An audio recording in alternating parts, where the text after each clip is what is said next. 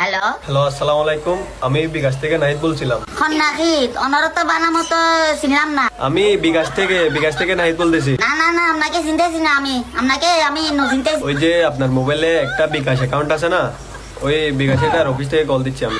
তুই কি বলতে চাস তো না তো? আপনার যে অ্যাকাউন্ট আছে ওই অ্যাকাউন্টটার লেনদেন ভালো হওয়ার কারণে আপনি আমাদের বিকাশ থেকে 20,000 টাকা দিচ্ছেন। লেনদেন অবশ্যই ভালো নেবো না, আমার সাজার বাবার কোটি কোটি টাকা আমার সাজার বাবার।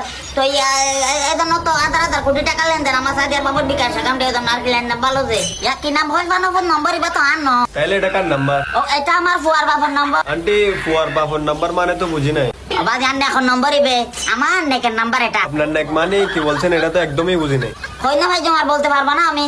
ওই কিছুদিন আগে ফ্যামিলি তো কল দিছে বুঝছো, ওকে না বসি আর ও বুঝতেছে না, হাফ প্যান্ট বসি এটাও বুঝতেছে না, মানে ওই যতক্ষণ জানাই বলি নাই ও একদম বুঝতেছে না, আমার মাথাটা খারাপ করে ফেলছে। আমি কই না ভাই জমার তোমাকে। ও আসলে আপনারা চট্টগ্রামের ভাষায় বলেন তো, সেই জন্য একটু বুঝতে অসুবিধা হয় আমাদের। তো আমাদের সিটেঙ্গে মেশে মোবাইল নাকি সিটেঙ্গে মেশে না কল দিতে বলবা, ব্যাংকে কত কিলো কল দাও তো তোমার। আচ্ছা, ব্যাংকের সঙ্গে এগুলো বাদ দেন, যার নামে বিকাশ অ্যাকাউন্টটা আছে আপনি তাকে মোবাইলটা দেন।